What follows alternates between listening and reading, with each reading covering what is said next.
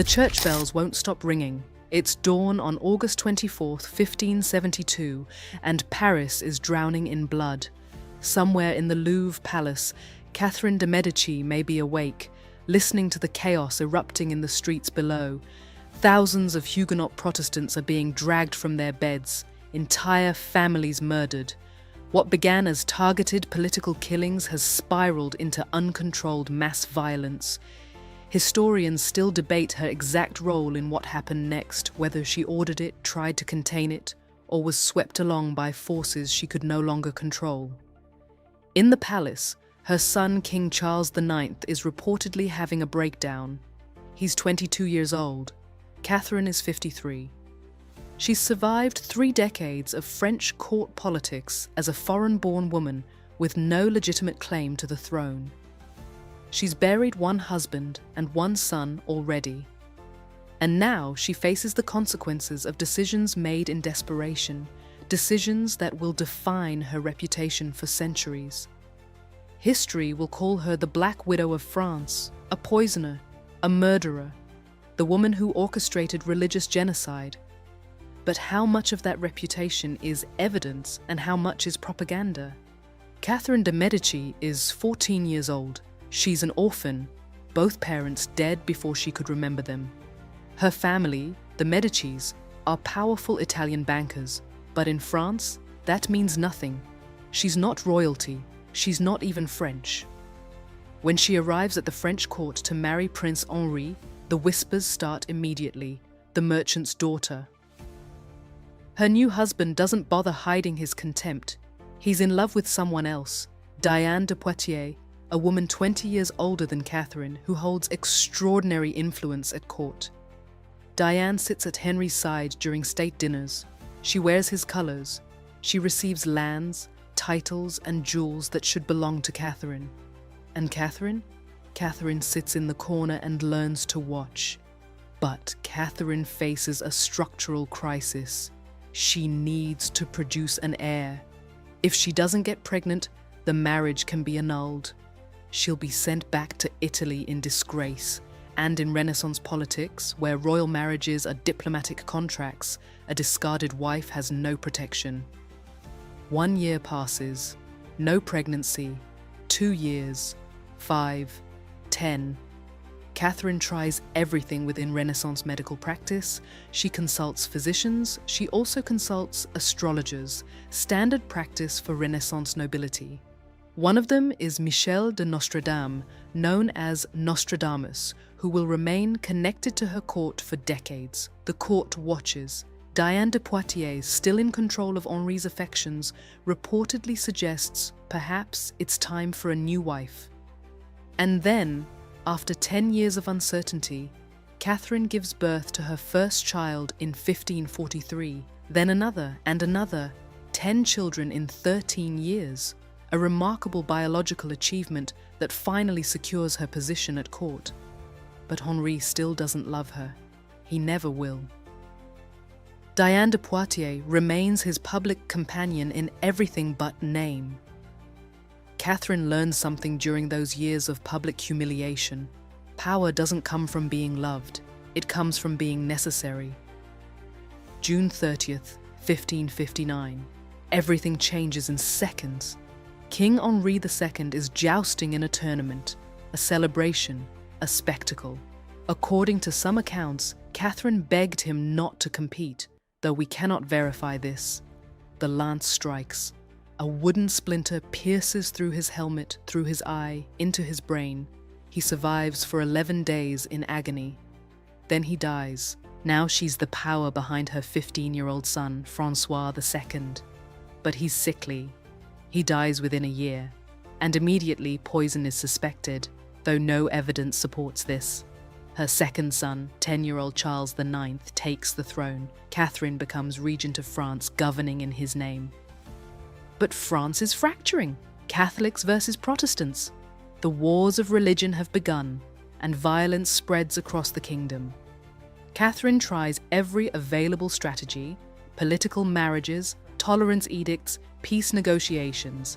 She places her children strategically across Europe's royal houses, building diplomatic networks.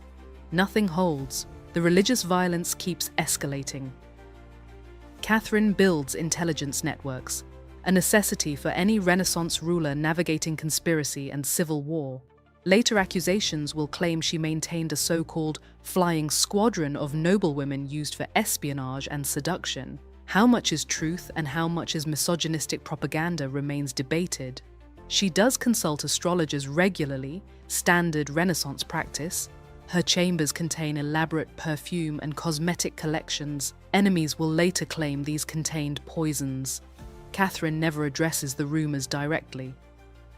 She's holding a fragmenting kingdom together through negotiation, surveillance, and strategic marriages. But with every decision, her reputation darkens. The Italian sorceress, the poisoner queen. In a political culture that views female authority with suspicion, every tool she uses is reinterpreted through a sinister lens. By 1572, Catherine faces a structural threat. Admiral Coligny, the Protestant military leader, has gained significant influence over King Charles IX. Catherine watches her ability to govern through her son eroding. In regent politics, losing access to the king means losing power entirely, and political irrelevance in this environment could mean death. An assassination attempt on Coligny fails. The gunman wounds him but doesn't kill him. Now, Protestant nobles flood into Paris for a royal wedding, furious and demanding justice. The political situation destabilizes rapidly. Catholic leadership, including Catherine, faces a potential Protestant uprising in the capital. What happens next remains one of history's most contested questions. Did Catherine order a preemptive strike against Protestant leadership? Was the plan limited to a handful of political targets before it spiraled out of control? Did she participate in a collective decision made by Catholic leadership? Or was she trying unsuccessfully to contain violence she couldn't stop? The historical sources contradict each other, written by participants with opposing agendas. We may never have complete certainty, but we know what happened. On August 24th, 1572, church bells ring at dawn. It's the signal. Catholic militias and mobs pour into the streets. Approximately 3,000 people are killed in Paris over several days. The violence spreads to other French cities. Estimates range from 10,000 to 30,000 dead across the country. The rivers run red, and somewhere in the Louvre, Catherine faces the consequences. King Charles IX, according to contemporary accounts, suffers severe psychological distress after the massacre. He dies 2 years later at 23, officially from tuberculosis, though some sources describe mental and physical collapse. Catherine has now buried a husband and 2 sons. Her third son, Henri III, becomes king. He's reportedly her favorite, but France is now ungovernable. The religious wars continue for another 15 years. Catherine spends her final years traveling across the country, negotiating treaties that collapse within weeks, attempting to hold together a kingdom fracturing beyond repair. She dies in January 1589 of pleurisy. She's 69 years old. She's outlived most of her 10 children. France is too consumed by civil war to give her a significant state funeral. 7 months later, Henri III is assassinated. The Valois dynasty, everything Catherine fought to preserve, ends. History has remembered Catherine de' Medici as the Black Widow, the poisoner, the architect of mass murder. The accusations became her legacy, repeated in plays, novels, histories for centuries. What do you think? Was Catherine de' Medici a Black Widow or a survivor? Let me know in the comments. And if you want more stories about history's most misunderstood figures, subscribe and hit the bell. I'll see you in the next one. The doors of the mausoleum are sealed from the inside. Gold is stacked against limestone walls. Baskets of figs sit among amphorae of perfume and bundled papyrus scrolls.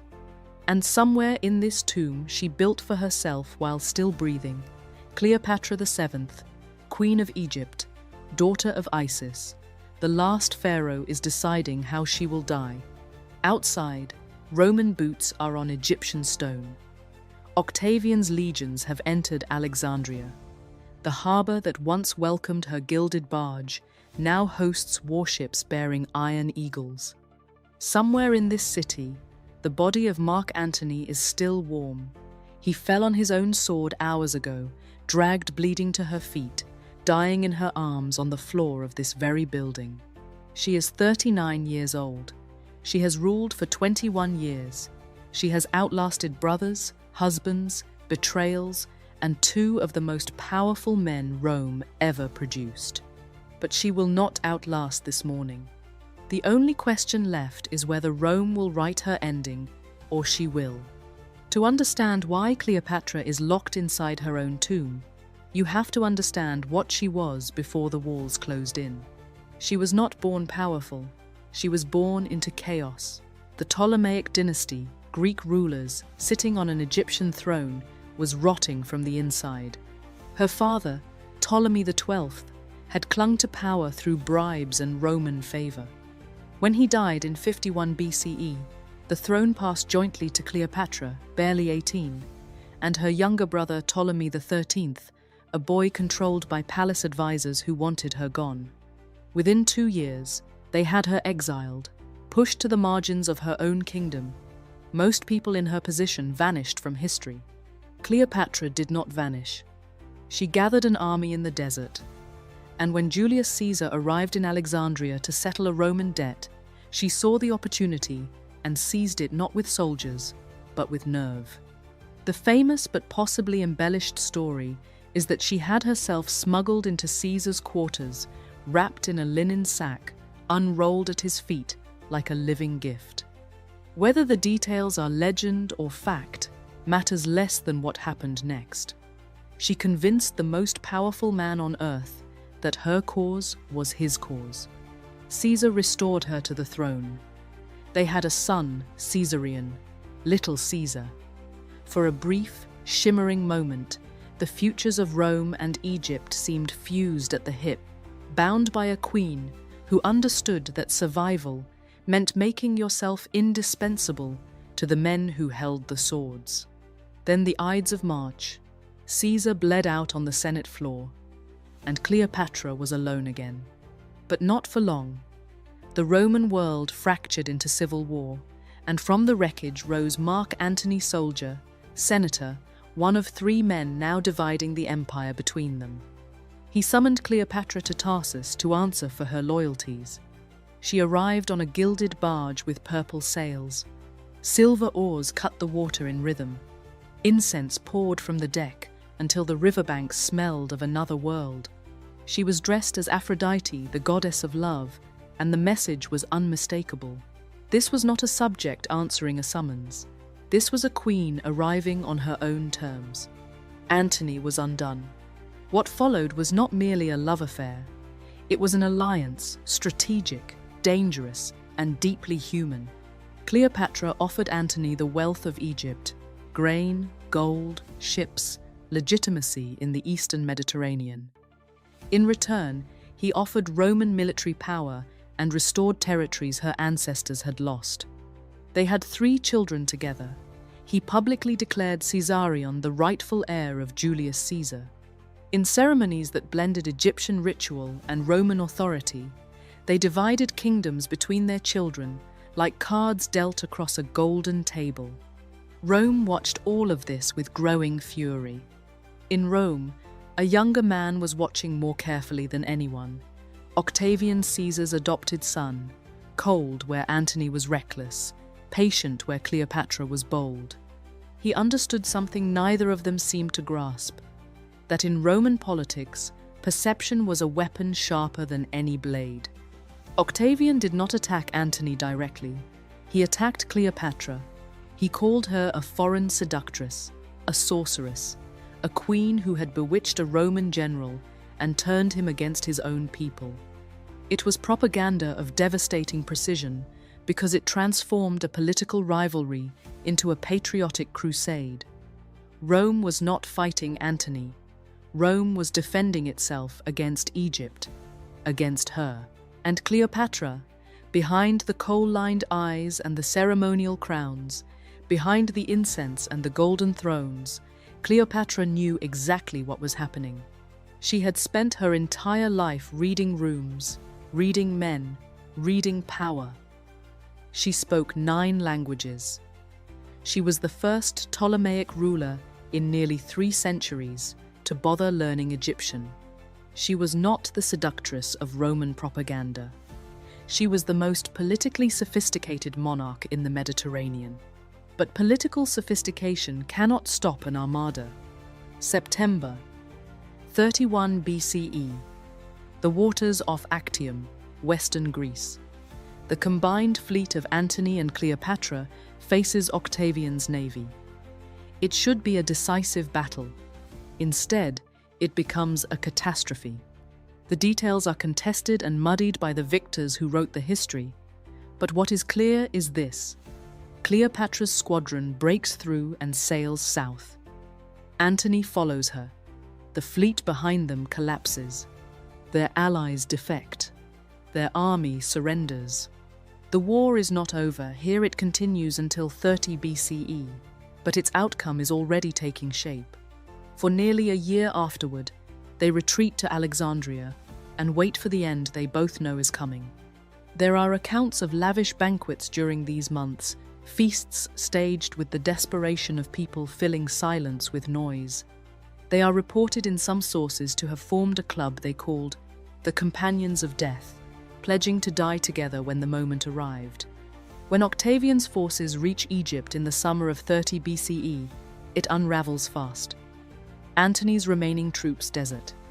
He receives a false report that Cleopatra is already dead. In anguish, he drives his sword into his own stomach, but the wound is not immediately fatal. He is carried, bleeding, to the mausoleum where Cleopatra has barricaded herself. She and her attendants haul him up through a window on ropes, refusing to open the sealed doors below. He dies in her arms. She smears his blood across her face and chest, wailing. She is alone now. Truly alone. The last pharaoh of Egypt, in a locked tomb, with the gold of her dynasty piled around her and Roman soldiers on the other side of the walls. Octavian got Egypt. He turned it into a Roman province, the personal breadbasket of the emperor, too valuable to entrust to any senator. He had Caesarion, her eldest son, hunted down and killed. The Ptolemaic dynasty ended not with a succession, but with an execution order. If this stayed with you, subscribe. We tell the stories that empires tried to bury, the ones that survived anyway. More is coming. Chakti's Castle, Hungary. December 29th, 1610. Countess Elizabeth Báthory stands in her chambers surrounded by account books. She's 50 years old, one of the wealthiest women in Hungary. She commands vast estates and loans money to the king himself. Right now, she's hearing boots on the stone stairs. Many boots. What happens next will raise a question that echoes across centuries. What happens when power is prosecuted without procedure? Her cousin, Palatine Georgi Thurzo, arrives with soldiers. They report finding a dead girl in the hall, another dying, 2 more imprisoned below. Elizabeth believes her rank makes her untouchable. What she doesn't understand is that her arrest will bypass every procedural protection. She will never face formal charges, never confront witnesses, never be given a trial. Welcome back. Today we're examining Elizabeth Báthory, the Blood Countess, whose case reveals what happens when procedural protections collapse, even for the powerful. Born in 1560 into one of Hungary's most powerful families, Elizabeth receives an extraordinary education. She's fluent in Hungarian, Latin, German, and Greek. She manages complex financial accounts, skills that prepare her to manage estates and navigate credit networks without male intermediaries. This capability will become both her greatest asset and potentially her greatest vulnerability. At 15, she marries Ferenc Nadasdy, the Black Knight of Hungary. With Ferenc constantly at war, Elizabeth rules. She manages estates, handles finances, settles disputes, commands servants and soldiers. For 29 years, she's protected by her husband's reputation. Then, in 1604, Ferenc dies. Elizabeth is 44 and suddenly one of the wealthiest landowners in Hungary. No husband, no male protection. Widows with property occupy an ambiguous legal space. They have property rights but limited procedural protection. Elizabeth is more economically powerful than most men in Hungary, but her procedural vulnerability has just increased dramatically. She loans enormous sums to nobles, including her cousin Thurzo and King Matthias II himself. These create ongoing power asymmetries, and that's when the rumors begin. Servant girls are dying at her castles. The whispers intensify. 10 deaths, 20, 50. Eventually, rumors claim hundreds. Financial analysis contrasted with social anxiety. Rumors visualized as information network, not supernatural, spreading through normal social channels. Uncertainty foregrounded, truth or anxiety about powerful creditor woman. Thurzo launches a formal investigation in 1610, but every procedural element presents problems. Thurzo owes Elizabeth massive debts. The king owes her money. If Elizabeth is found guilty, her estates can be seized and debts cancelled. Every witness is questioned under threat of torture. The evidence and the financial incentive arrive at exactly the same moment. December 29th, 1610, the raid. They arrest Elizabeth and 4 servants, but no formal charges are filed against Elizabeth herself. Her servants are imprisoned for trial. Elizabeth is detained in a different legal category. Her rank protects her from prosecution, but not from imprisonment without charge. Instead, her 4 servants are put on trial in January 1611. Under torture, a standard procedure in early modern Europe, they confess. Numbers vary dramatically. Some confessions cite 36 deaths, others over 50. Later accounts claim 600. The servants are executed. Modern forensic psychology has established that torture produces unreliable testimony, but Elizabeth never confronts these witnesses, never testifies. Elizabeth is imprisoned in her own castle. They brick up the windows and doors, leaving only small openings for food and air. This is not legal judgment, it's administrative detention that bypasses formal procedure entirely. For 4 years, Elizabeth writes letters demanding a trial. She repeatedly asks, "Why am I not allowed to defend myself? What trial convicted me?" No one responds. Her demands for procedure are met with silence. While imprisoned, her estates are divided. Thurzo acquires properties. The king seizes lands. Debts to her are cancelled. The alleged death diary listing 600 victims is never produced, never entered into evidence, never found in any archive. The most cited piece of evidence exists only in testimony extracted under torture, never in physical form. On August 21st, 1614, Elizabeth is found dead in her sealed chamber, age 54. Never formally convicted, never tried. Even in death, she's treated as guilty of crimes for which she was never convicted. The evidence against Elizabeth is substantial in volume. Multiple witnesses testified. Some details appear repeatedly. However, every confession was extracted under torture. The chief investigator had massive debts to the accused and seized her property. She was a Protestant woman in an increasingly Catholic-dominated system, and she was never given the procedural opportunity to challenge evidence or present a defense. The process that convicted her in public memory was procedurally compromised at every level. Here's what should alter how we understand this case. The famous blood-bathing story does not appear in any trial testimony from 1610 to 1611. This detail emerges over 100 years later. The most famous element is a later addition, narrative embellishment that accumulated over time. Archaeological investigations have found limited human remains. The physical evidence doesn't support the highest numerical claims. The mystery is why procedural protections failed so completely that we'll never have a reliable accounting. Elizabeth Báthory's story reveals 3 enduring lessons about power. Lesson 1. Power without procedural protection is fragile. Elizabeth's wealth did not prevent her imprisonment without trial. Lesson 2. When power controls the record, it shapes reality. Most evidence came from confessions extracted under torture by investigators with financial stakes in her conviction. Lesson 3. Narrative fills the vacuum of silence. The blood-bathing legend appears decades after her death, despite never appearing in trial testimony.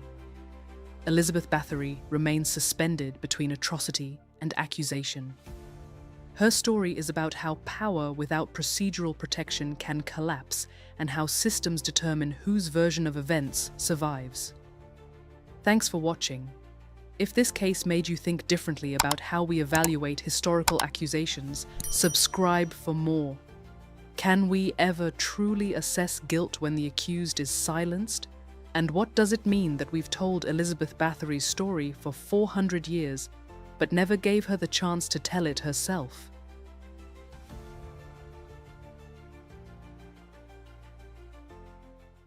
The sky above Constantinople is wrong. It glows orange at midnight, not from sunset, but from fire. Whole districts are burning. You can hear the roar before you see any of it. Thousands of voices, fused into one, shaking the stones of the hippodrome. Nika, Nika, Nika. Win, win, win. But this isn't a chariot race anymore. This is an uprising. And inside the imperial palace, through smoke-heavy corridors and the echo of crumbling masonry, a circle of the most powerful men in the known world has reached a consensus. Run. The Emperor Justinian, ruler of Rome's last great empire, is pacing. His advisors are already eyeing the harbor.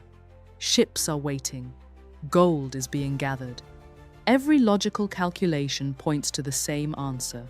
Consider flight, regroup later, survive. And then a woman speaks. She is not a general. She is not a senator.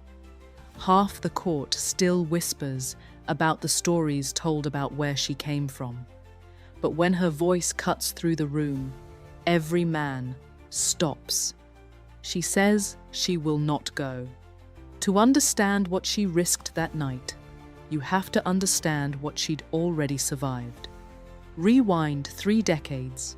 Constantinople, the largest, richest, most dangerous city on earth.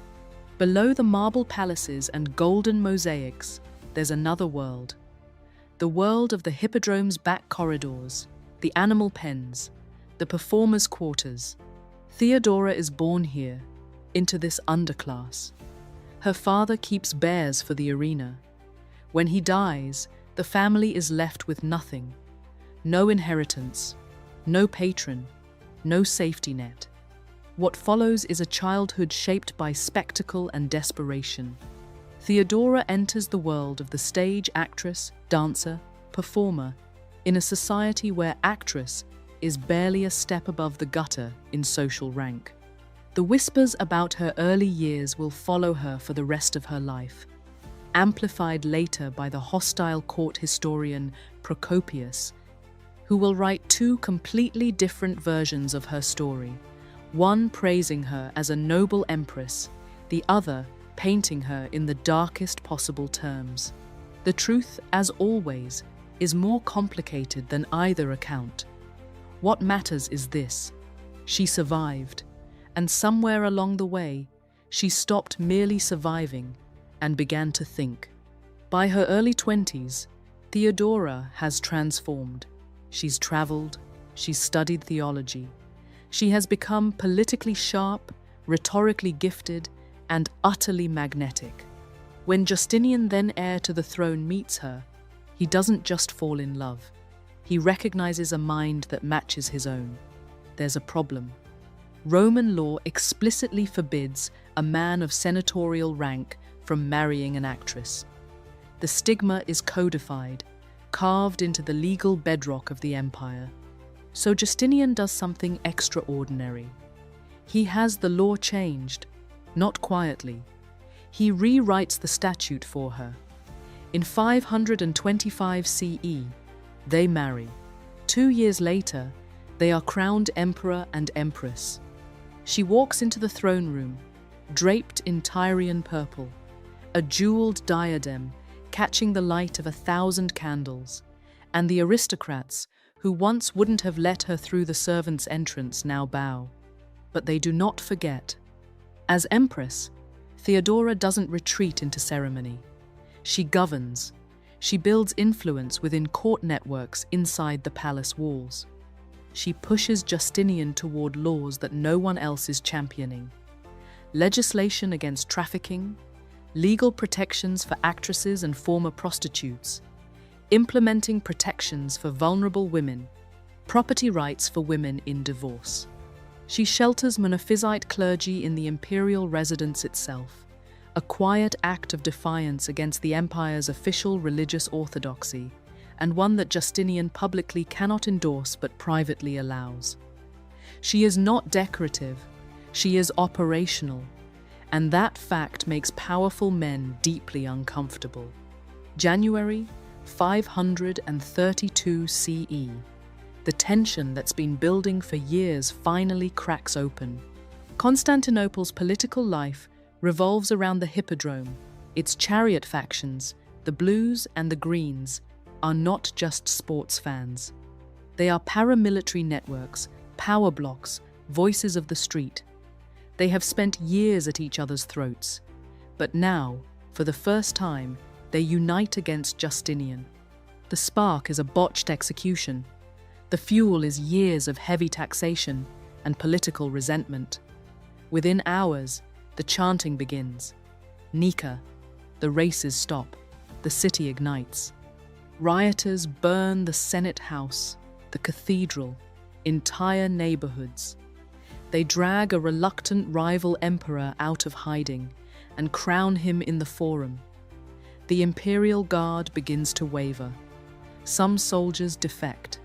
By the 5th day, Constantinople is unrecognizable. Ash drifts through the air like grey snow, settling on the rubble of what was, days ago, the most magnificent city in the world. Inside the palace, the debate is over. Justinian is considering flight. The ships are ready. Every advisor agrees, except one. Theodora rises. The room falls silent, not out of respect, not yet, but out of sheer disbelief. What she says next will be quoted for 1,500 years.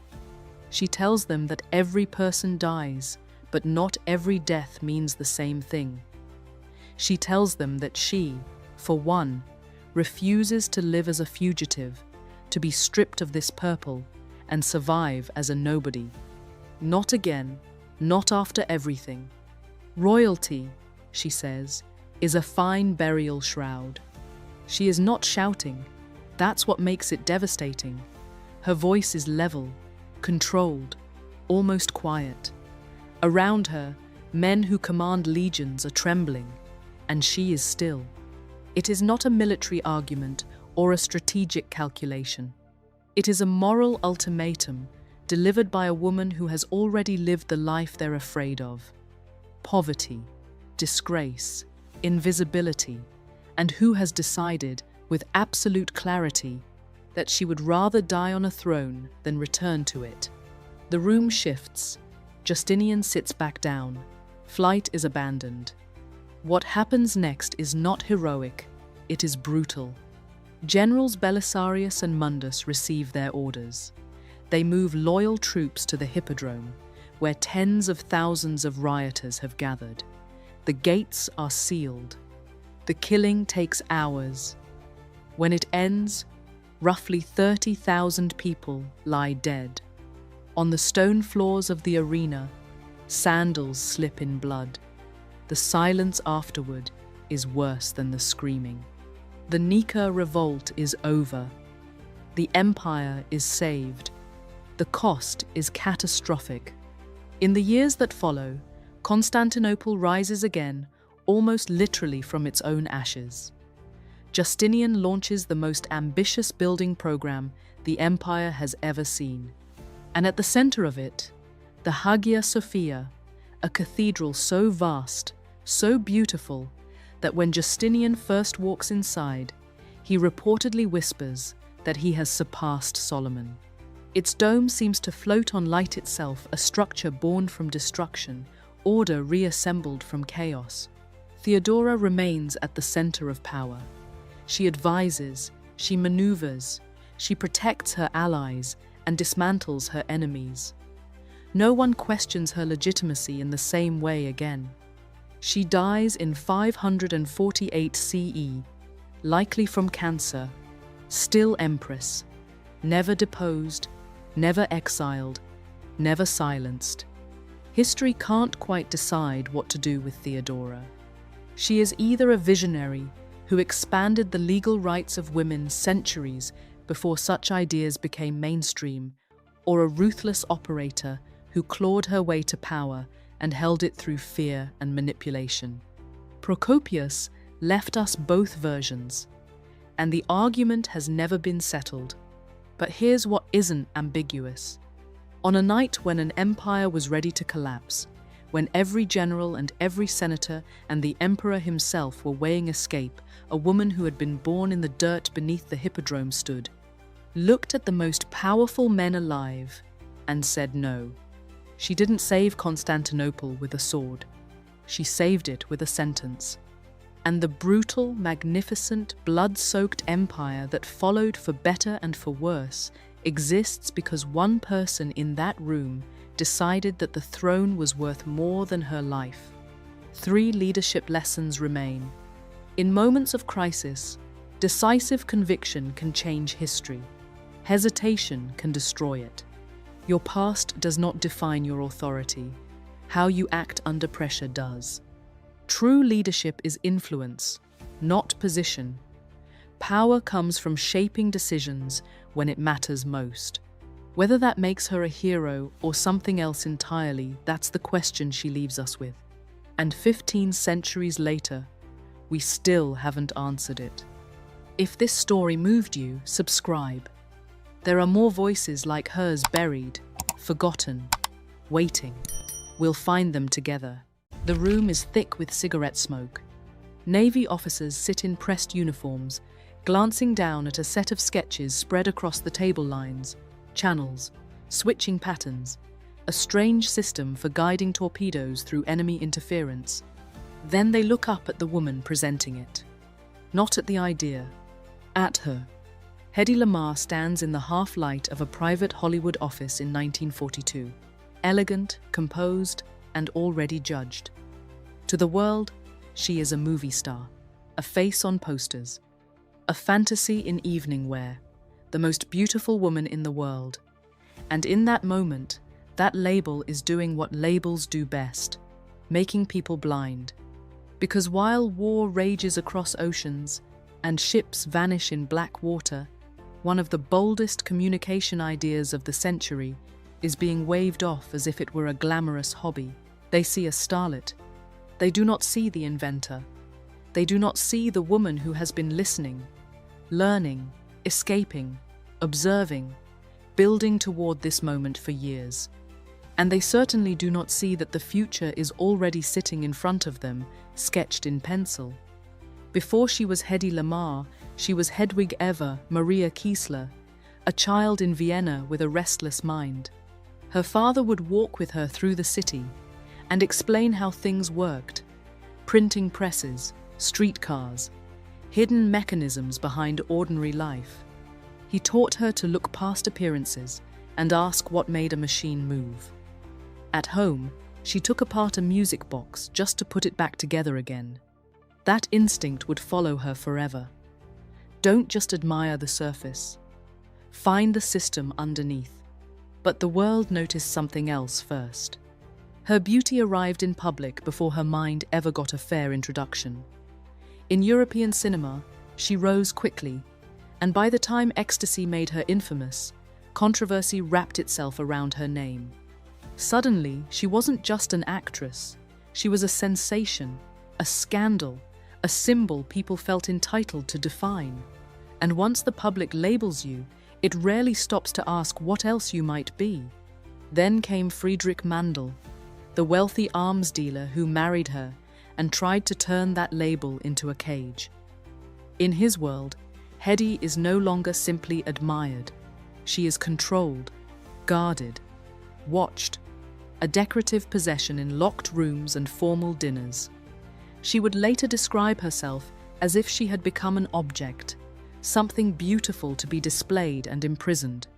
But in those tense dining rooms, surrounded by military men and weapons talk, Hedy does something vital. She listens.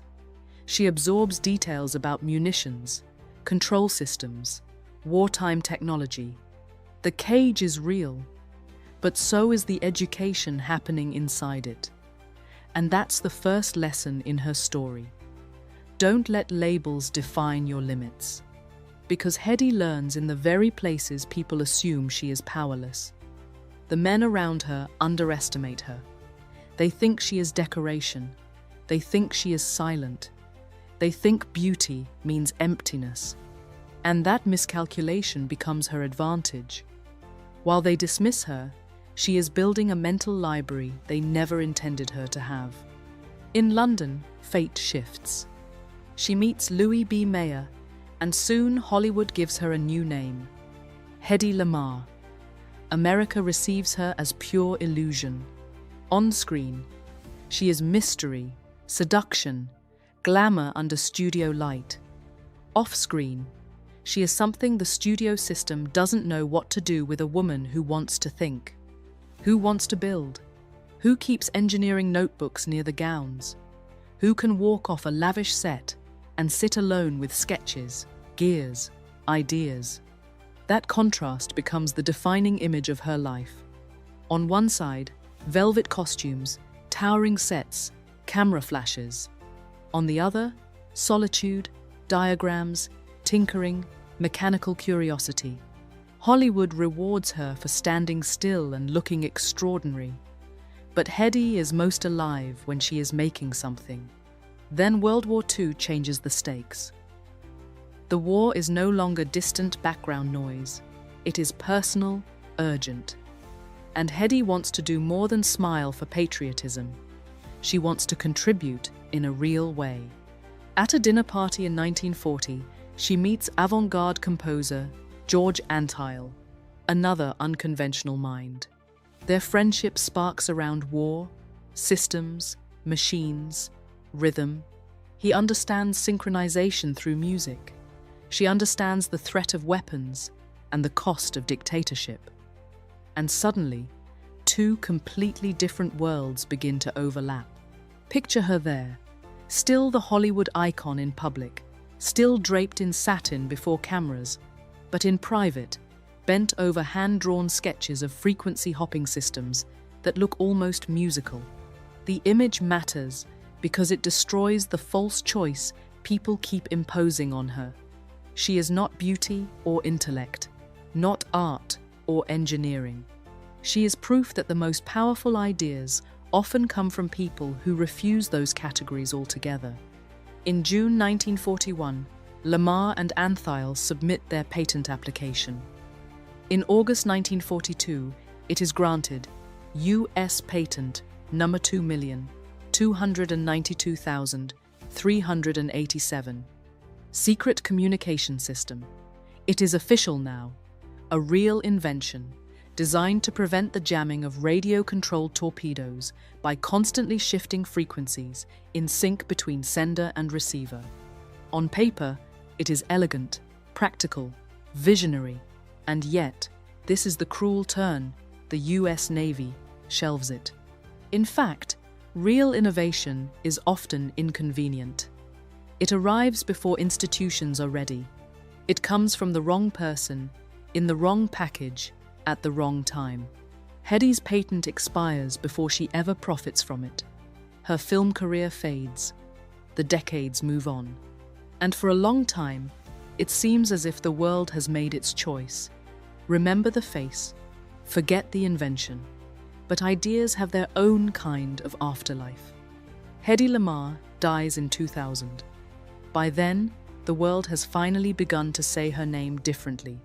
Not just as a screen legend, not just as a symbol of beauty, but as a pioneer, a thinker, a woman whose vision traveled farther than the room that rejected it. And maybe that's why her story still matters. Because Hedy Lamarr leaves behind more than an invention, she leaves a pattern. If people underestimate you, let them build anyway. If your best ideas come from crossing worlds that don't seem to belong together, follow that instinct. And if the room goes quiet when you offer something new, if the filing cabinet closes and the credit doesn't come, remember this: delayed recognition is not the same as failure. Some people are remembered for how they looked in the light. Hedy Lamarr changed the invisible world, and in the end, that signal traveled farther. Rome, 1498. In the Vatican's Borgia apartments, Renaissance frescoes depict a young woman's face as Saint Catherine. Her name is Lucrezia Borgia, and she is 18 years old.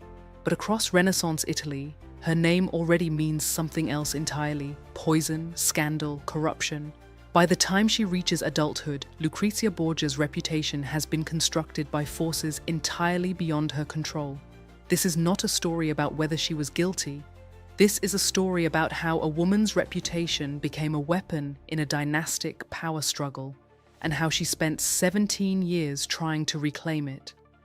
To understand how reputation becomes a political tool, we must understand the system Lucrezia was born into. The Borgias were a Spanish family who rose to papal power through strategic marriages, military force, and ruthless political calculation. In this world, daughters were instruments of alliance. Lucrezia's value was not in who she was, but in who she could be married to. By age 18, she had already been through 2 marriages, both arranged, both dissolved when political circumstances changed. Her father, Pope Alexander VI, and her brother Cesare controlled every aspect of her life: marriage, annulment, reputation. She had access to power, but almost no agency within it. Welcome back to the channel where we analyze how women exercise leadership within complex political systems. I'm here to examine the decisions, strategies, and reputations of historical women in power, not as saints or monsters, but as leaders operating under structural constraint. Today, we're examining Lucrezia Borgia, a woman whose reputation was shaped by dynastic politics, enemy propaganda, and centuries of myth-making. We'll separate documented fact from constructed narrative and ask what her story reveals about reputation, agency, and legacy. This is Lucrezia Borgia. In 1497, Lucrezia's first marriage to Giovanni Sforza ends in annulment. Her father no longer needs Milan's alliance. He needs France, which means Lucrezia must be unmarried and available for renegotiation. The annulment is declared on grounds of non-consummation, a public humiliation for Giovanni. He is forced to sign documents admitting impotence. In response, he deploys the only weapon he has left: reputation destruction. Giovanni begins spreading rumors that the real reason for the annulment is incestuous relationships within the Borgia family.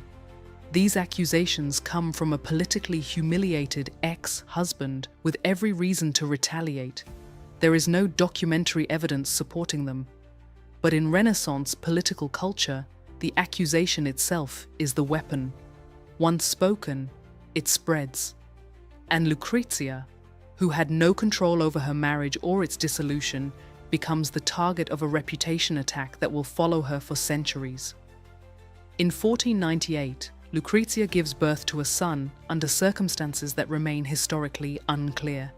The Vatican issues 2 contradictory papal bulls regarding the child's paternity, official church documents that name different fathers, both within the Borgia family.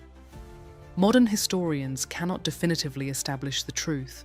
What we can establish is this: the confusion surrounding the birth created another layer of scandal that attached to Lucrezia's name, regardless of her actual role.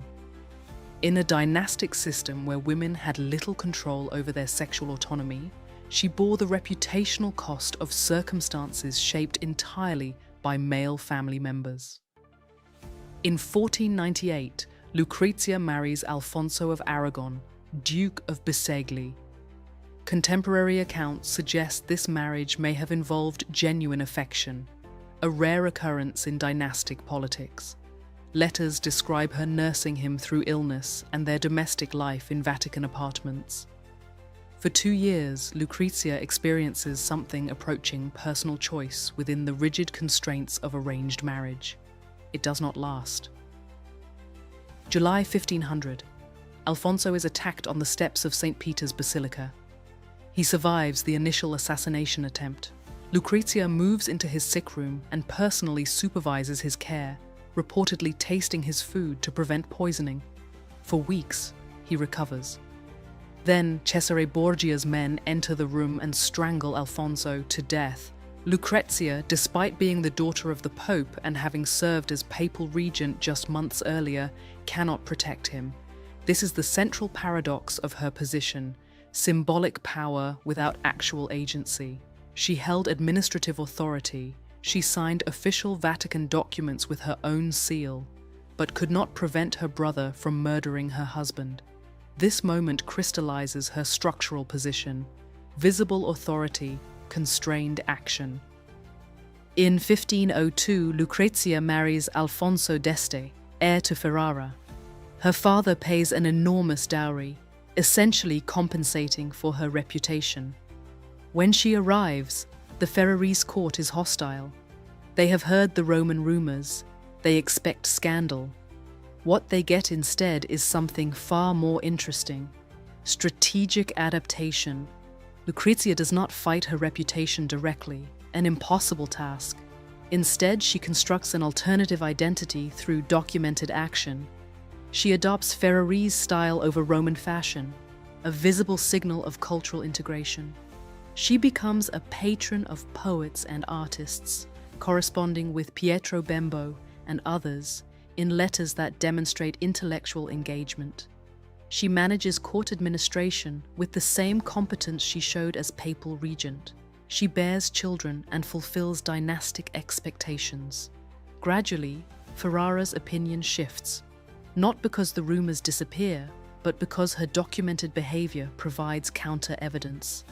In 1503, Pope Alexander VI dies and Cesare falls from power shortly after. The two men who controlled Lucrezia's entire life are gone. For the first time, she operates without their direct influence. This is not presented as liberation. Her father's death leaves her politically vulnerable, and Cesare's fall removes a powerful protector, even if he was also a source of her darkest reputation. But it does shift her position. In Ferrara, she is no longer primarily the Pope's daughter. She must establish authority based on her own actions. Over 17 years in Ferrara, Lucrezia builds a documented record of administrative and cultural leadership. She manages the duchy during her husband's military absences. She negotiates with ambassadors. She oversees financial administration.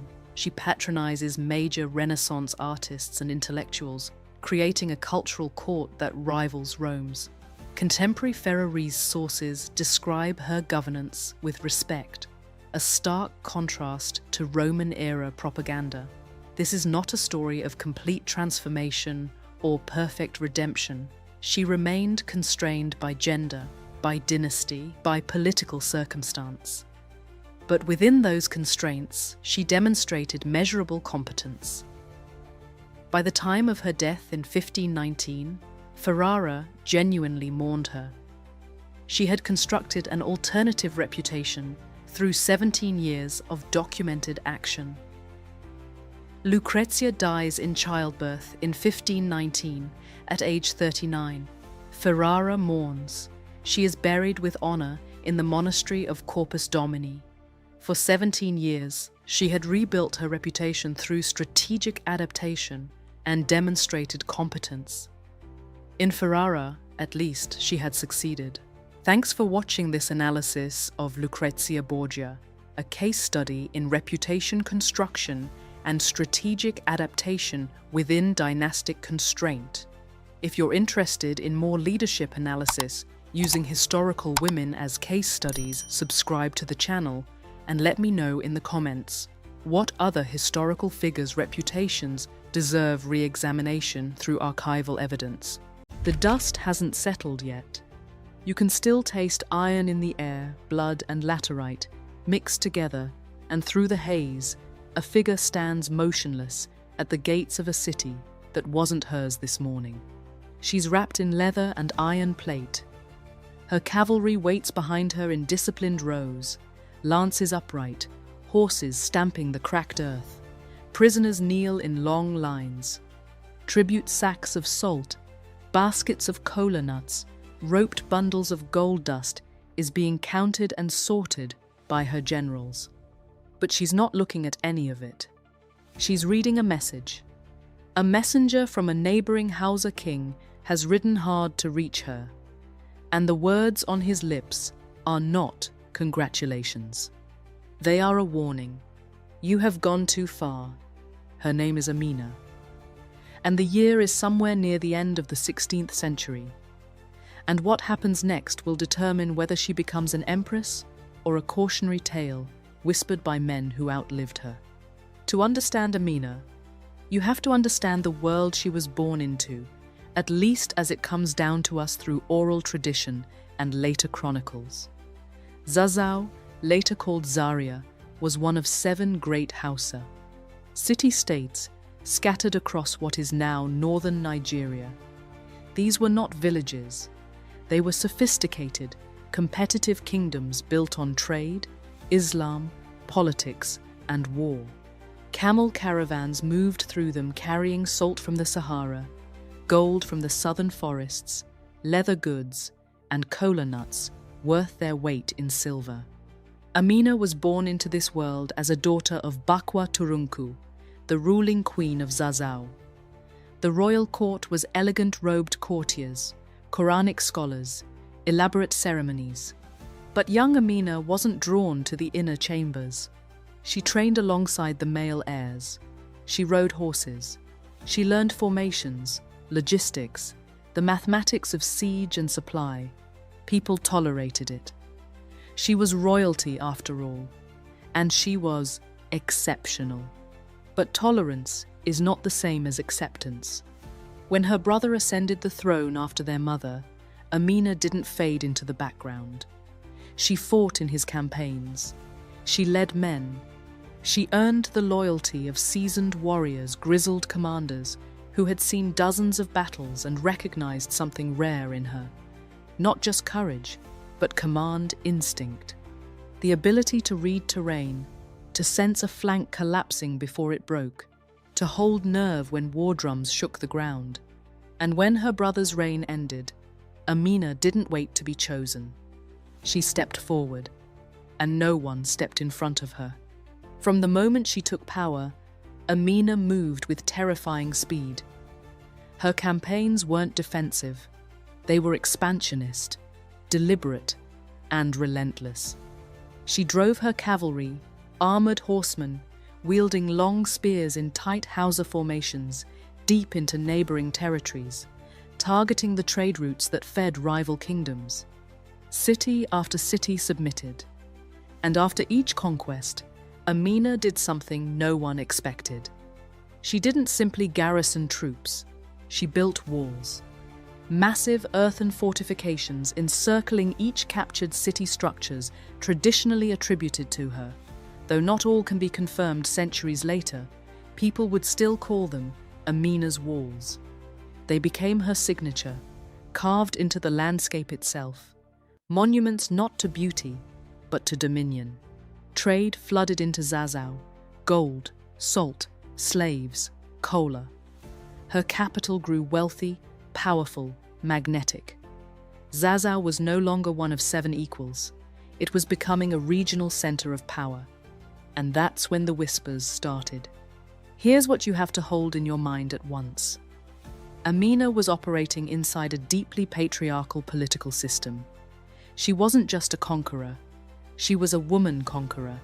And for every general who respected her, there was a rival king who saw her power as unnatural, a disruption of the divine order. Stories began to spread that Amina took a new lover in every conquered town and had him killed by morning. Whether this was true, exaggerated, or pure invention barely matters, it was effective. It made her mythic, untouchable, something more than human, and therefore something less than trustworthy. Her reputation became a blade that cut both ways. To her soldiers, she was invincible, chosen, blessed, unstoppable. To her enemies, she was a monster who defied the natural world. And to the rulers watching from behind their own walls, she was the single greatest argument for setting aside old rivalries and perhaps forming a coalition.